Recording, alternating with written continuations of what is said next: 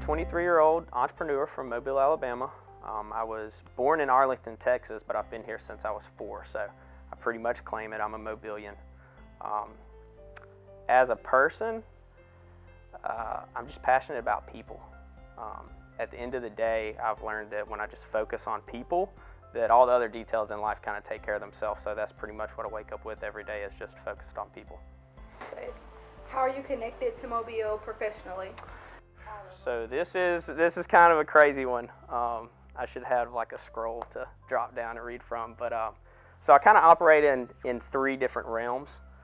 Health first, both mental and physical. So the mental health side of things, I was involved in helping found a media company here called Positive Press Mobile, where we tell nothing but positive stories in the community. Really passionate about that, the power of positivity, how that can affect your path in life.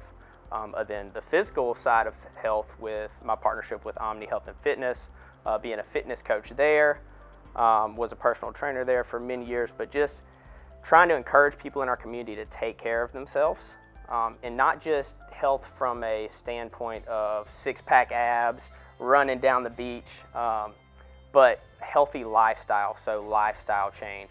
Feeling better, thinking more clearly, whether it be training for a race, or if you do want that beach body, that's fine, but also for the people who want to just be active, be able to play with their kids in the yard. I really just focus on lifestyle change rather than any crazy crash diet or 21-day program, anything like that. Second, here at Anchor, I get to work with people's dreams. So I get to meet them where they're at on their project. If they need help with a digital presence, we got them covered. If they need logos, we have them covered. If they need any type of printed merchandise, we have them covered. So we like to get hands-on with their dream and be really involved in the project rather than just being another screen print shop that, hey, what do you want on your shirt?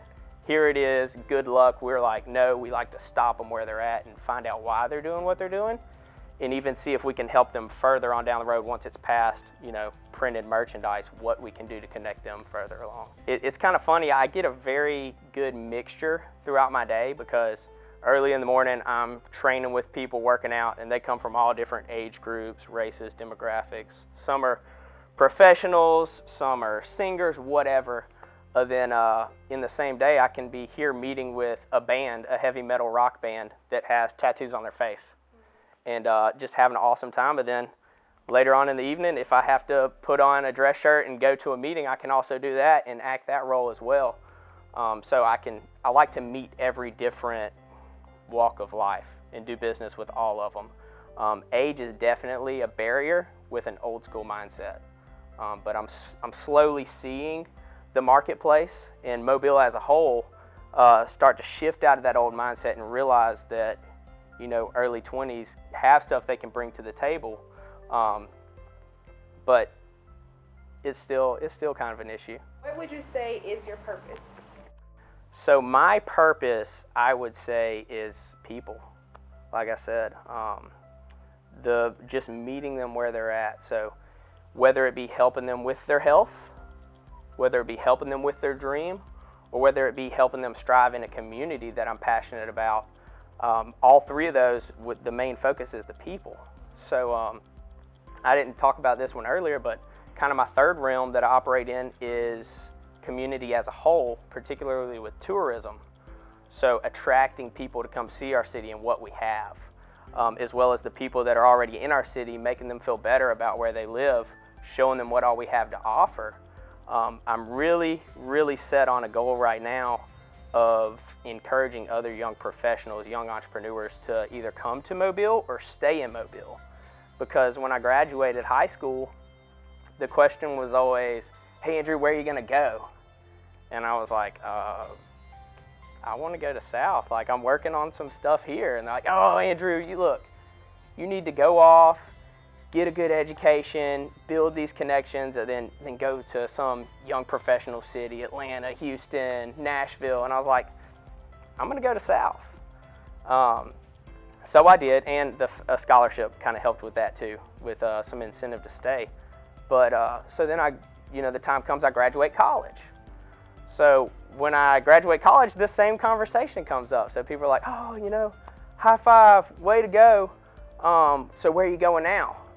It's like, well, I was thinking about staying here and creating some stuff. Nah, Andrew, you need to go learn for a little while. You know, you need to head to one of these cities.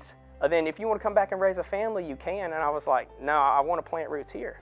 But I actually got really lost on that mission from those voices in my head and ended up accepting an offer in North Carolina. And I completely quit all projects I was working on, handed them off to whoever, and said, I'm going to go do this thing, then I'll come back one day. And within the first month up there, I knew I'd made the worst mistake of my life. It was a no. Yeah, it was a no. So the only thing harder than uprooting your life and moving somewhere else is within that first month saying, I made the biggest mistake of my life, I'm going to do all that over again and move right back. So as soon as I moved back, I was kind of back to square one, really at like a rock bottom point in my life. I was just, because I had given up on some things and passed those off in some opportunities that weren't there any longer, so I had to kind of rebuild. But when I did that, that's when it all clicked, and I knew that I was where I was supposed to be and that I was going to play the long game and stay in this city and plant roots so that I could see the fruits of my labor down the road. And that's really when I got on the mission of, we can succeed here, we can strive here, but we're gonna have to change the tone of conversation around that, because people aren't asking, what are you gonna do in our city once you graduate? They're asking, where are you gonna go? And so that kind of goes to the next question as to like what specific events made you get to this point. But do you have any people that you can think of, any specific events that made you feel like my purpose is people? So the biggest realization in my life has been, up until this last year, if you asked me, hey, what are you going to do with your life? It was, I'm going to be a professional water sports athlete. I was driven. I woke up every morning and said, this is what I'm going to be. I'm going to train to do this, and I'm going to make whatever contacts I need to, go where I need to go to make it happen. That was a lot of what affected me with North Carolina also, because it was related to that field. But so I was going and training, and I was just completely sidetracked on what my true purpose was, because it was always me, me, me. It was always the Andrew Vickers show. What is this deal going to do for Andrew Vickers? Or how can I edge my way into the spotlight for this, or get noticed by this sponsor? And when I broke my foot, and what seemed to be a normal injury turned into this crazy, roller coaster of emotions, with screws being put in, and then my foot not liking the screws and them having to do more surgeries to take it out, nurses leaving stitches in, getting infections that could potentially cause me to lose my foot. Like, it was a long, drawn out recovery from what was thought to be 4 months tops. So during that downtime, I spent a lot of time evaluating what I really want to do, what my true purpose was. When you don't walk for 4 months, you do a lot of thinking. That's a really long time not to walk. So all of that kind of remolded the direction, because I knew, and at that point I still thought I was going to make a comeback at it, but I knew that it wasn't as important to me as it was before. So once I saw that and took a step back and thought, what is my life without wakeboarding, without it just being focused on me? That's whenever I started to grow my passion for people. So Andrew's going to help the city, try to help the city by playing the long game. So I wake up every single morning and am fired up to get out of bed in Mobile, Alabama, because of the things that are happening. I've talked to many people that have been a part of the city for many years, and we've never had the momentum that we have right now. I'm planting roots and playing the long game here, and lining up every single daily action that I have with the future of Mobile and what I want it to be. There's a ton of groups in town, like the Mobile Young Entrepreneurs, things that are popping up like that, where we're all collaborating and unifying, and I see that as being the major contributing factor to that success down the road, as well as through positive press. We're making people feel great about where they live, getting the community healthy. That's going to help, because no matter what your calling is or your purpose is, if you don't take care of this, you're not going to accomplish it. You're not going to be here to accomplish it. So I think everything as a whole is going to contribute down the road to success in Mobile in attracting people, but I've really just taken like the personal mission to lead by example of, okay, I'm a young 20s person who is staying here, and you can do this too. So you can create new things, you can innovate, you can start businesses, you can make contacts. You don't have to go to Atlanta, Houston, Nashville and start this young professional career. You can do things here. So what would you say to the person who is graduating high school and they want to leave because they don't feel like the opportunity is here? Come talk to me. Come talk to me. Add me on Facebook. We'll meet up. Let me give you some insight into the way that the world paints pictures versus reality. What can be your reality? Also, and this is kind of like a kind of long-term thing as well, but whenever I think about this city, like how much I love it, and growing up here, how awesome of an experience I had, then I like to think of what my purpose is with this city. And when I think of purpose, I also think of legacy.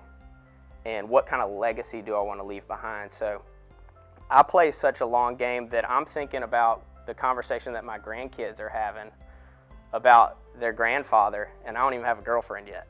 You know, like I think down the road that long. So I also think where the city can be, like I want to be remembered for being on the ground, putting boots on the ground, making this city something great.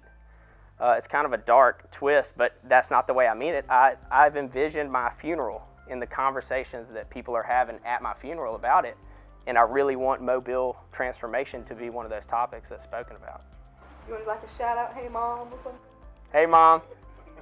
Oh, I need to shout out the people who have kind of molded me, I guess, helped me. So first and foremost, God, absolutely, number one. My parents after that, because they have always supported any crazy dream that I've dreamed up. They've never told me I've had a bad idea, and I've had plenty of bad ideas. So that has definitely helped. Mentors along the way. Scott Tyndall has been a great mentor of mine, has really helped me see the 10,000 foot view of what we can have, and not just be involved in the micro everyday thing, but to have that big picture of this city. Professor Weaver Dr. Weaver from the University of South Alabama Entrepreneurship Department, whenever I was going through there, he really invested in me a lot and has invested in me a lot even since my college career. And last but not least, my pastor, Kevin Cooley at Harvest Church Mobile, he has always helped me become the man that I am now. And I'm forever